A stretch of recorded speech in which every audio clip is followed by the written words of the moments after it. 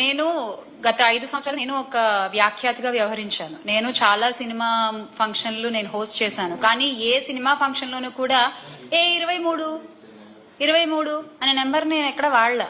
నాకు తెలిసి ఎవరు వాడలా. కానీ ఈ రోజున ఏమైపోయిందంటే ఒక్కొక్కళ్ళకి వెటకారం అయిపోయింది. ఏమవుతుందిలే, ఏం చేస్తారులే అని చూసుకుంటున్నారు. కానీ ఈ రోజున కాకపోతే ఇక్కడ ఒక విషయం చెప్పాలనుకుంటున్నా. నేను వీళ్ళు చేసేటువంటి వెటకారపు మాటలకి, వీళ్ళు మాట్లాడేటువంటి ఆ వాగుడికి పాపం 100 మంది పనిచేసినటువంటి ఆ సినిమా చచ్చిపోతుంది. అది తప్పు కదా.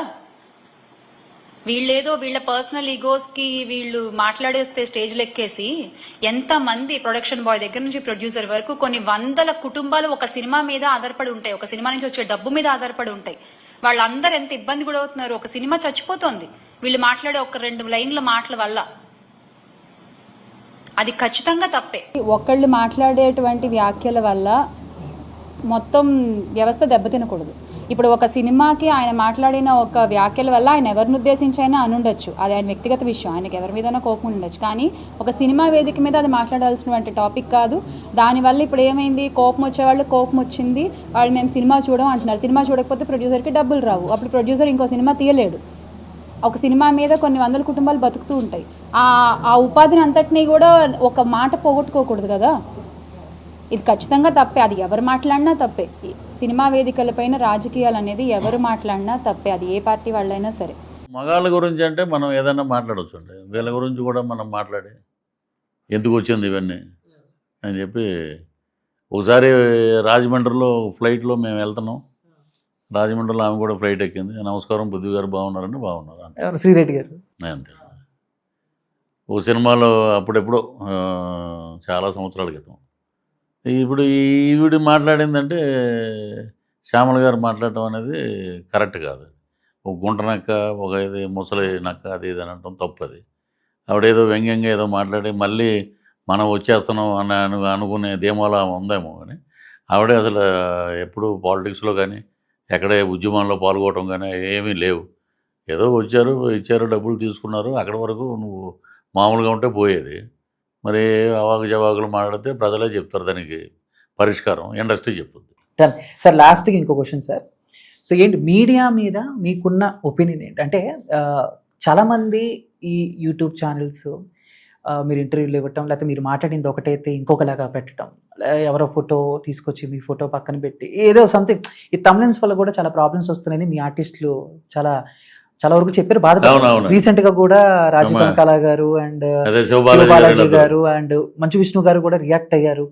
సో మీరు ఏం చెప్తారు దానివల్ల? ఎప్పుడైనా మీరు ఎఫెక్ట్ అయినా? ఇప్పుడు నా ఉన్నాయండి. ఇప్పుడు ఏదో ఇప్పుడు పాలిటిక్స్ అన్నాక వైసీపీలో ఉన్నప్పుడు టీడీపీని మాట్లాడవచ్చు, జనసేన మాట్లాడవచ్చు, తర్వాత ఇటు జనసేనకు వచ్చాక అటు మాట్లాడదు. పొలిటీషియన్ అది, పొలిటీషియను మాట్లాడతాడు. దాంట్లో నిబద్ధత ఉంటుంది ఒకటి. అవి ఎప్పుడో జరిగిపోయినాయి అన్నీ తీసుకొచ్చి మళ్ళీ ఈ మధ్య వేరే వాటిలో వేయటం, ప్లస్ ఏదో తమ్నైల్స్ వేయటం. సరే, ఇవన్నిటికీ ఏదో సైబర్ సెల్ అనేదో పెట్టారు, దాని మీద మీరు కంప్లైంట్ ఇవ్వండి. మీ పర్సనల్ డ్యామేజ్ జరిగితే మటుకు వి విల్ లుక్ ఆఫ్టర్ అని చెప్పి. ఫ్యామిలీ ఎఫెక్ట్ అయ్యిందా సార్ మీ తమ్లైన్స్, మీ న్యూస్? అవి యూట్యూబ్ ఛానల్లో ఒకటి మేమేంటంటే రీల్స్ చేసే అలవాటు వైఫ్కి. ఇది ఏదో వైఫ్ ఏదో భోజనం చేస్తున్నప్పుడు ఏదో పెడితే దాని మీద పన్మంతో ఎవడో రీసెంట్గా చేశాడు. దాని మీద ఇంకొక అతను కూడా చాలా వల్గర్గా మాట్లాడాడు. So we have given all the evidence to Cyberabad కమిషనరేట్కి. వీ హ్యావ్ గివెన్ మొత్తం అన్నీ ఇచ్చారండి మొత్తం. ఇప్పుడు వ్యక్తిగత జీవితాల గురించి, వ్యక్తిగతమైన దీని గురించి నువ్వు పెట్టడానికి నీకు ఏ అర్హత ఉంది?